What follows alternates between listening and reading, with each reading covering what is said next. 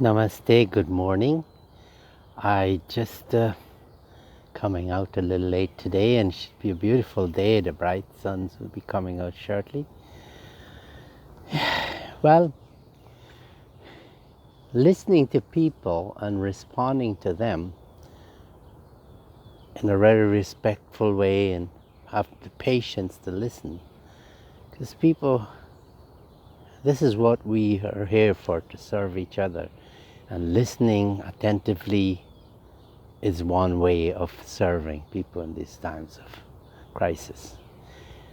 One gentleman, he asked me that, Swamiji, you are a little different from I see from me. You talk a little different and you speak more like on a high level. Sometimes I don't understand you. So what's the difference? Why is we different from each other in terms like that? Then I said, oh, well, Hinduism has two facets, two segments. One is the ritualistic and the other one is the monastic. And I said, okay, let me explain it to you this way. So I said, I'm going to tell you what God is like. And this is coming from the Bhagavad Gita. Krishna is telling himself. God is talking and telling the world for then and now and for the future. That's why we call it Sanatana Dharma, eternal religion. He says, Arjuna, I exist as 5 different forms. I'll go from the highest to the lowest. He exists as consciousness. He exists as number 2 as individual soul. He exists as universal form. That was only shown one time to Arjuna, so that's a one-time thing. And then he exists fourth as incarnations, and incarnation of Vishnu Bhagwan or Shiva. Because Krishna, when he was talking here, he was talking from the place of consciousness and also as a human. But he was oscillating because he could do that. So anyway, the fourth one is incarnation, which is, and then also in that category, personal God and demigod. Then the fifth one is elements in nature and excellence in nature. From the incarnations down to the elements in nature, the last 2, these are basically ritualistic Hinduism. Because in excellence of nature, we worship the sun. As you see, the sun will be coming up, Surya Narayan. And then there's the water down there. You can see the water. The water is refreshing and the breeze blowing. These qualities of refreshment and excellence are the qualities of God himself. And remember the 5 elements that we have: the earth, which I'm standing on, we are all living on, and then water, then air, fire, and space. Now we worship the sun because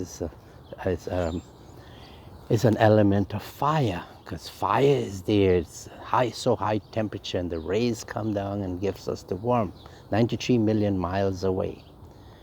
So if you go to the Hindu temple, that the Panditji will be doing offerings to all of these elements.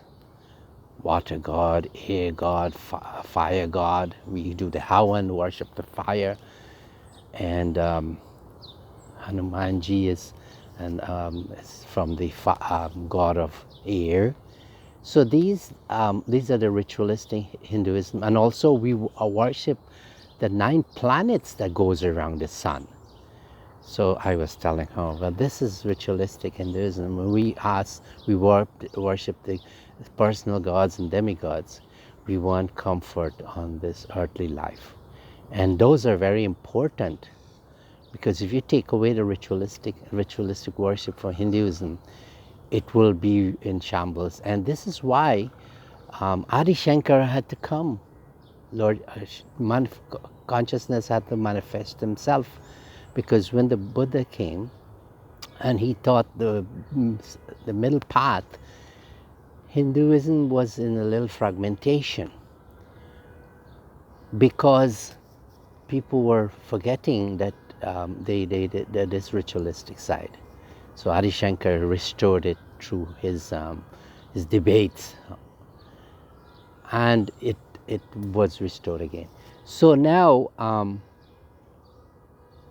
but when we move up to the other higher stages, when we talk about individual soul and we talk about consciousness particularly, that is monastic Hinduism. But we do not show any disrespect, or we participate also in the ritualistic side. But there's a nice sloka in Gita that Krishna said that will authenticate what I'm saying. Tapas vibhyo diko yogi jnanibhyo pi matodika karmi vyascha diko yogi tasmad yogi bhavarjana. He was telling, Krishna was telling, God is telling man that, hey, yes, do this tapas, this austerity, go to places of pilgrimage, do fasting, keep silence for a day. But better than that, oh, you come to me direct. He says, okay, read the books of all what was written by the great souls. But remember, those books talk about my creation. Yes, learn that, imbibe that. But then after that, you come and you come straight to me. Better than the learning, academic learning, is they come to me directly. And then he says, all the rituals, karma kand, all the rituals, they're very good as part of for devotion and faith. You do them, but better than that, you come to me direct. And this is where monastic Hinduism takes over. That Swamiji's, they do this, and people who choose this path, and it could be simultaneous, be done with ritualism and monastic Hinduism can be done simultaneously. But when it's exclusively, when you take this path of celibacy and a vow to serve, then you're going directly, because you're in collaboration with consciousness. And this collaboration, it gives you, bring you close to the God. Because when you, human effort and collaboration, this is collaboration to sustain the universe. That, when you do that, then that summons God's grace. And He opens up the door, because you can't go with the five senses to consciousness. You cannot understand the soul, individual soul, with the five senses. This has to be something, your effort to collaborate, and then that grace is given to you, and with your eyes closed. And this is what Krishna was saying, that when I give you that grace, oh Arjuna, when then you come to see consciousness with the eyes closed. The five senses can't go there. So this morning, to answer the question that why Swamiji's are different from the monastic side, rather is different from the ritualistic side. We coexist, but it's just that with the grace of God, these souls that who choose this path of monasticism are given the grace to see and see consciousness in their meditation, to feel consciousness. Consciousness and silence is the same. The language of God is silence. So this morning, I just want to leave you with that message. I hope there's some clarification. It's not meant to have separation, but it's just that we are evolving. We have to start from the bottom, moving, do the rituals. Hinduism has all that capability. It gives the flexibility, and then you move yourself all the way up. And when you reach consciousness, that is the moksha. Hari Om, Shanti, Shanti, Hari Om.